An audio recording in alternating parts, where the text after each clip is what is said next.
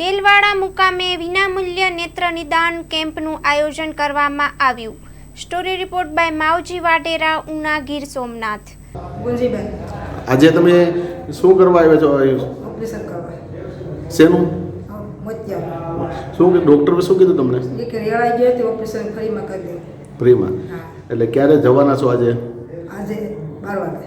12 વાગે પછી પરત પાછા ખર્ચો કંઈ ડૉક્ટરે કીધું છે પૈસાનું કંઈ? ના, કાંઈ નથી. એકદમ ફ્રીમાં કરવાનું કીધું છે? ફરીમાં કરી દે. મારું નામ છે ઇસ્માઇલભાઈ. હું ગભાવતી છે રાજકોટ મોતિયાનું ઓપરેશન કરવા જાઉં છું.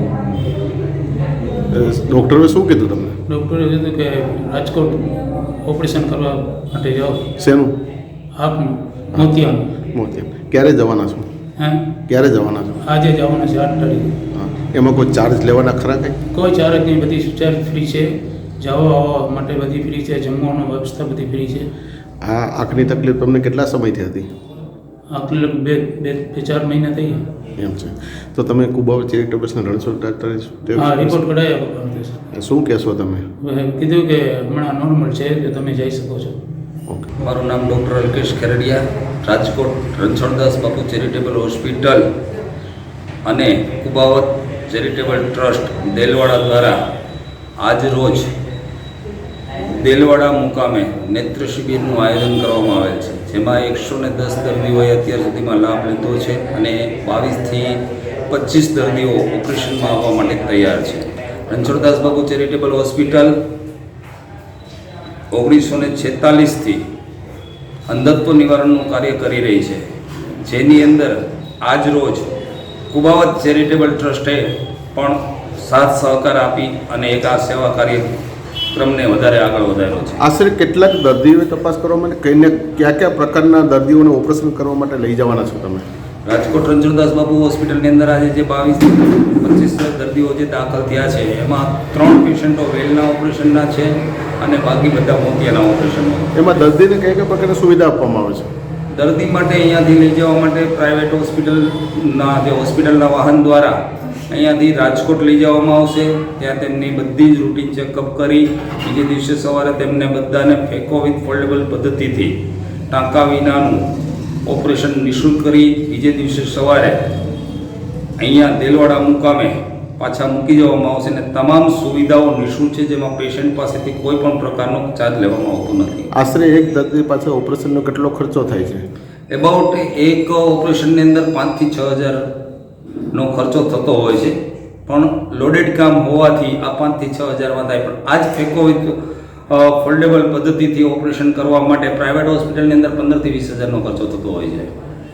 મારું નામ અલ્કેશ કુબાવત છે. હું કુબાવત ચેરિટેબલ ટ્રસ્ટનો પ્રમુખ છું. આજ રોજ કુબાવત ચેરિટેબલ ટ્રસ્ટ દ્વારા આયોજિત અને શ્રી રણછોડદાસ ચેરિટેબલ ટ્રસ્ટ રાજકોટના સહયોગથી નેત્ર નિદાન કેમ્પનું આયોજન કરવામાં આવ્યું છે. આશરે કેટલાક દર્દીઓએ એમાં લાભ લીધો છે એ કયા પ્રકારના દર્દીઓને તમે ઓપરેશન માટે લઈ જવાના છો? આશરે દેલવાડા તથા આજુબાજુ ગ્રામ્ય વિસ્તારના 1 થી 15 વધુ લોકોએ નિદાન કરાવ્યું છે. તેમાંથી 30થી ઉપર મોતિયા તથા વેલના ઓપરેશન કરી આપવામાં આવશે. એમાં દર્દી પાસેથી કોઈ પણ પૈસા ચાર્જ લેવાના આવશે કે ખરો? ના, તમામ વિના મૂલ્ય છે.